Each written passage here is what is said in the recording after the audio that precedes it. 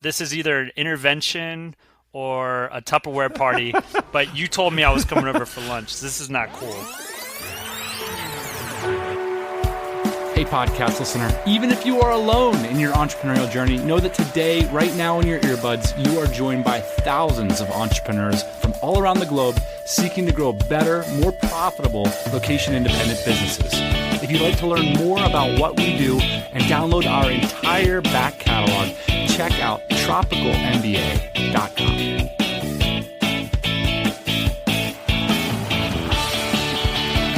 Hey, everybody, and welcome to the Tropical MBA podcast. I am your host, Ian, and I am here with my trusty, rusty sidekick, Mr. Dan. How are you, Dan? I like it. I'm pretty good, man. What are we talking about this week? Okay, we're going to talk about masterminds. And, maybe that sounds a little bit dry, but when I look back on it, masterminds are the reason we started this podcast, to connect with like minds. They're like just as fun as poker parties, but they change your life. And we've done a lot of this. We've done a lot of in-person masterminds. This is a great way to grow an online community. It's a great way to connect with your audience.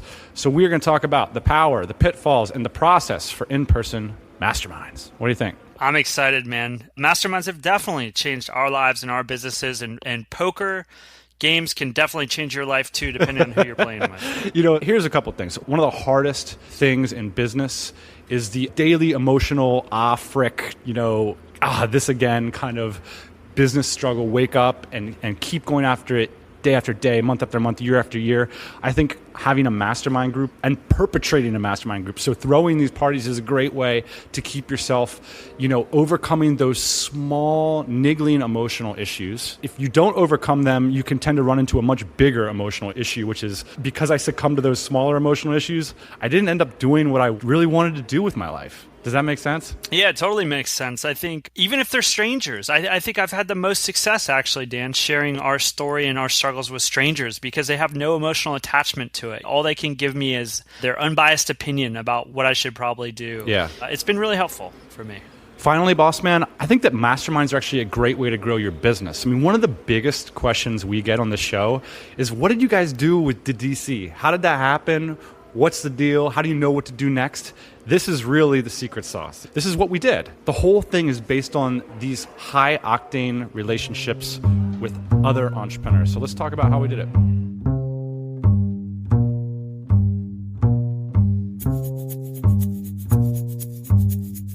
Okay, Ian, this episode is going to have 4 different sections. We're going to talk about the formats of a mastermind. We're going to talk about the biggest mistakes we see people make.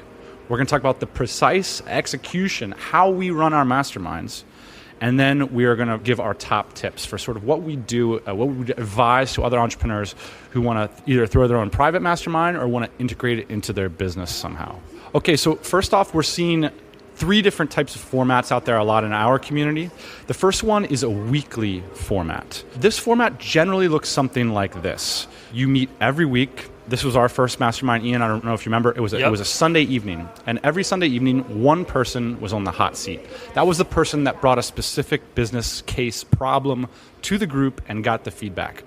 But everybody would go around and give an accountability about a specific thing that maybe they brought up during their hot seat, like, hey, I want to improve my lifetime value of a customer by 20% by the end of the quarter. So they would give the update based on that, go around the circle, and then one person gets the hot seat. In this format, sometimes people don't need the hot seat as much as they get it. So I'm seeing a lot of people bring guests into this format as well. Like, hey, I brought my friend along. They've got an interesting story or a tip to share. When you're meeting every week, Ian, it can be difficult to implement all the advice that you're getting. So that's why sometimes these weekly mastermind formats turn into sort of a more social club or a more educational format. My sense is that generally these things work better if you don't have a team that you work with on a daily basis. Because basically my weekly mastermind call is with my team. But if you're just getting started out and you just have a few VAs and developers that you're working with, this format can work well because basically your mastermind group is like a surrogate team. And my advice is, like, after you sort of get to know that team through the first few months, it might make sense to keep these calls a little bit shorter so that you keep them fresh. Yeah, I agree 100%, Dan. With this weekly hot seat mastermind format, it tends to work a little bit better, in my experience, if you've got a company that's just starting out. So you get a lot of feedback because you're talking a lot. And it also depends on how many people you have in your group. So 4 to 5 people, every month you're in the hot seat again. And you're generally bringing one of your biggest business problems to the table. And so for you to turn around and implement that information that you got from your mastermind buddies back into your business within 4 weeks, along with everything else you've got in your business going on, it's kind of a tall order a lot of times. I think it does work, and I think it works when your business is newer. All right, so Ian, as we've gone along, when we started this podcast, I mentioned many times on this show, one of the most important posts I ever posted was the one that got us our first mastermind. That was that weekly format. As our business grew and our team grew, we realized that didn't work out for us. So we've sort of evolved into this quarterly mastermind format. Now, a lot of DCers are using this format. Of course, we actually do that officially in the DC, but some people have their side groups. I'm in another mastermind that meets more or less quarterly. And what I found is that when you start to have a team in a medium-sized business and you do one of these daily masterminds, so basically you're on the hot seat for a good solid hour, you can tend to get so much feedback that you couldn't ever really implement that in a week or 2 or 3. You really pretty much need a quarter to get that done. And even then you might be hustling to show those people the results, that you value their feedback, that you've done something about it over the last 90 days. Yeah, I think it's somewhere between monthly and a quarterly. I tend to lean toward quarterly at this point in our business. I think that's probably what works best for us at this scale. Ian, the final format is sort of a one-time format. Like, hey, I'm going to go meet these new people. I'm going to go to this one-off event. Maybe it's a seminar, maybe it's a conference or something, and I'm going to see if I can dig up some good ideas for my business. Yeah, and if the price point's high enough, you call these kiss the ring events. It's when the demigods are standing up on stage telling you how to improve your life, your business, and your sex life, all for one low price.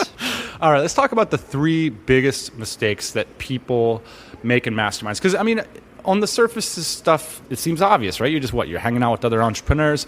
But the truth is that some people get a lot more out of these events than others. And also, this isn't something that we're necessarily trained to do or to take advantage of. And so I see people making a lot of mistakes that hurt their chances of getting the most out of these masterminds. The biggest one I'm seeing, this is the simplest one, Ian, but succumbing to the opportunity to share. So instead of utilizing a mastermind event as a chance to get valuable feedback, as a chance to put your business problems on the radars of others, people tend to use these as a chance to get recognition or validation, which makes sense. Like, those things are important in life too. But it's a bummer if you've got the attention of 7 or 8 really smart people and it becomes a validation session.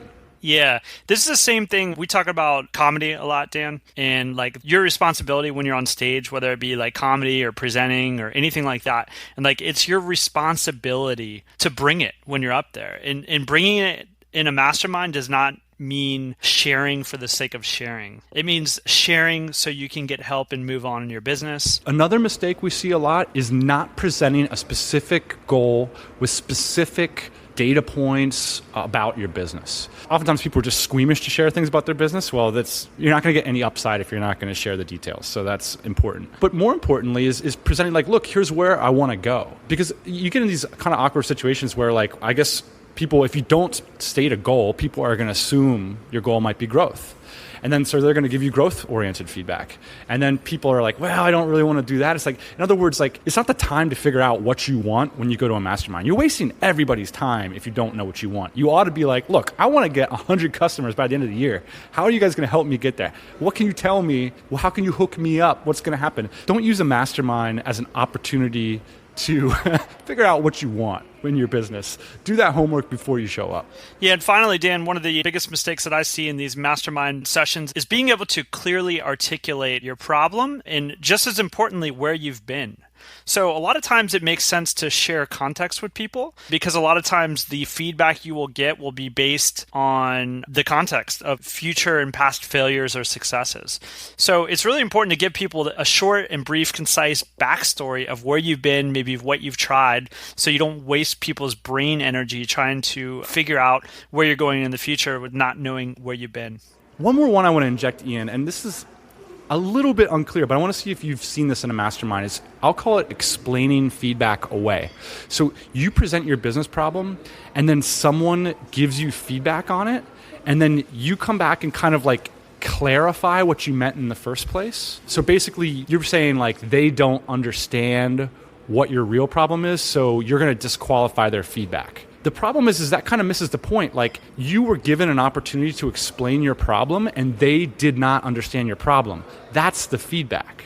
So going back and like re-explaining yourself doesn't solve the problem. The problem is you're not clear on articulating problems for others to act on. This is a very difficult skill, Dan. Every time I do it, I get better at it. We had a call inside of the DC this week. It was the Just Say Hello call for people that want to get introduced to other people. And so it's like a virtual cocktail party. Yeah, it's a virtual cocktail party. You got 2 minutes to explain yourself. Basically, who you are, where you've been, what you're up to, where you're going in the future. And the idea is to just kind of put it out there. So people may or may not be attracted to what you're doing, and then they can reach out to you. I just want to shout out, there was like 25 people on the call. I just want to shout out, I think the person that did the best job explaining themselves on this call, so it was very legible what he was doing and what he was trying to achieve, was David Hehenberger from Fat Cat Apps. Did a really good job. Ian, let's switch gears to talk about how one might actually execute one of these mastermind events. The specifics. This specifically is the process that we're going to use at our Austin event on August 29th. So we do this at least twice a year. Sometimes these things can be arbitrary, Ian. You know, we throw a lot of events, so I know you're just looking at like a block of hours, like what are we going to do? Well, here's specifically what we do. So we'll take 6 to 8 people and put them around a table. And what we do is we do 2 people an hour. How that breaks down is like this: 21 minutes per person plus a 15-minute break after 2 presentations. Okay, so that basically adds up to an hour. During that 21 minutes, we have the 21-minute timer up on the screen.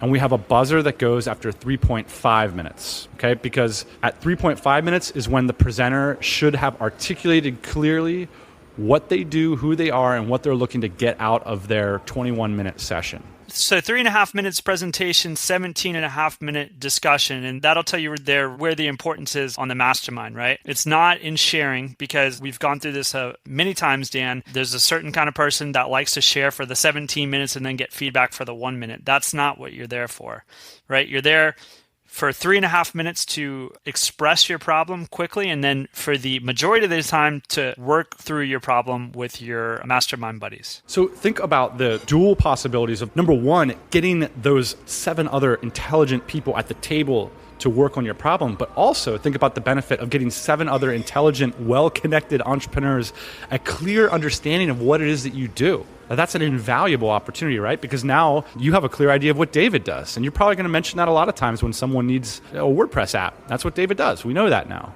And so think about that benefit as well. That's a real huge benefit. I don't think we should gloss over that. When someone can describe to you, again, and I think this episode is really coming down to this point, when you are able to discreetly describe yourself and your business in 3 minutes, that's so valuable, because now other people can describe your business to other people in 3 minutes or less. How does one actually present useful information in 3.5 minutes? I'm glad you asked, boss man. Rather than go over the excruciating details, it takes some work to fill in your data and to hone your pitch, but I have a skeleton for how you can develop your own pitch. It, has things like USP and your URL and your number of employees and your sales figures. It's basically a way to get a lot of information into that 3.5 minutes and to make it useful and legible to others. Again, like you said, that's what this whole episode's about, so you got to go download it.